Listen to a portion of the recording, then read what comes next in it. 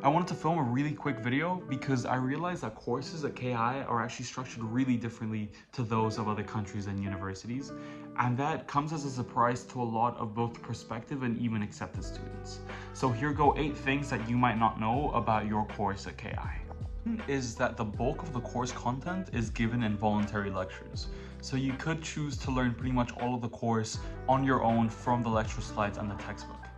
Missing the mandatory events is a pretty big deal though, because you only get 1 day to catch up on any labs or things that you missed that were mandatory at the end of the course. And you can't pass the course unless you've completed every single mandatory module. For our last course, we had about a quarter of days that were actually mandatory, but that can vary a little bit from course to course. It was probably the biggest surprise for me personally, and it's the fact that courses are taught in series. So you know how in other universities you'd have all the subjects being taught at the same time, and then at the end of the semester you'd have one big exam season where you'd get an exam for each subject. Well, here you actually only have one course, then the exam for that course, and then you move on to the next subject. So I think that actually works really well because it means that you don't have the really cramped, stressful exam week at the end of the semester, but you have those exams evenly spaced out throughout the whole semester. And so you might have around 3 exams evenly spaced out instead of 6 or 7 crammed right at the very end. 3 is that there's only 3 possible grades you can get for an exam. You can either pass, fail, or pass with distinction, and that's it. And these grades aren't based on bell curves or normal distributions or anything like that. It's just based on a set grade boundary that's decided before the exam. And I think that that actually creates a really good work environment, because whether you succeed or fail at an exam has nothing to do with how well your peers perform. 4 is that the grade for each course is based pretty much only on how well you perform on the final exam. You can collect something called bonus points, which you can earn performing really well on the midterm exam or on the lab reports. And those bonus points add directly to your score on the final exam. So you can normally get about like 5 bonus points in total for a course, and the final exam might be out of 50 points. 5 is that studies go pretty much uninterrupted. So we don't have any of the half-term breaks or anything like that.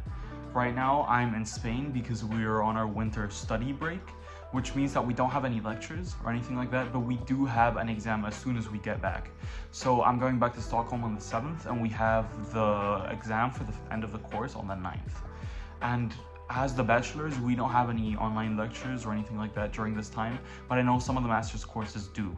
And you should probably have a look for your own course if that really matters to you. But the flip side of that coin is that we get a pretty long summer break. So our summer break goes from the 4th of June all the way to the 28th of August. 6 might not come as a massive surprise, but it's the fact that there are a lot of internship opportunities. I know students in the first year of the bachelor's that managed to land internships, and there are a whole lot more that managed to do so in the second. I'm not very familiar with what it's like for the master's students, but I imagine it's even easier since experience always helps. And there's even a research summer school available for the bachelor students, which is amazing for getting research experience when you don't have any, and you even get paid for participating. 7 is that although KI is a very demanding university, there's actually also a lot of support for struggling students. So you can actually fail an exam up to 6 times, and if you're finding a course very difficult and you've already failed an exam a couple of times, there's study counseling and help available for you to help you pass the course. Finally, number 8 is that it's very tough to get subjects validated. So if, for example, you're coming to biomedicine from biotechnology and are hoping to skip directly into the second year since so many of the subjects overlap, then you're probably gonna have a really tough time doing so. I don't have any personal experience validating subjects, but I've heard from a lot of people that a lot of the time you're just gonna have to retake the subjects you've already done. Also, just a final one for the bachelor students only, if you're really keen on doing an exchange, you should know that the exchange options are super limited up until the 6th semester where you do your bachelor's thesis.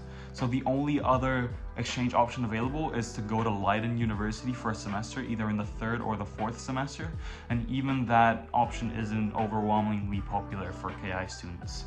So in the 6th semester, you actually do get a plethora of partner universities you could travel to do your bachelor's thesis, or you could also organize it as a free mover, but before that point, it's really hard. All right, so that was 8 things that you might not know about your course here at KI. I hope that was interesting. I hope that taught you something that you didn't know before. If you have any questions, anything you want to ask, please make sure to write your questions down in the comments below and I'll answer to the best of my ability. Also, make sure to check out the other content that us digital ambassadors do. So do have a look at our student vlogs, which I will link down in the description, and the KI students account, which is also run by us. So you can contact us on any of those platforms. I hope you liked the video and I'll see you on the next one. Bye.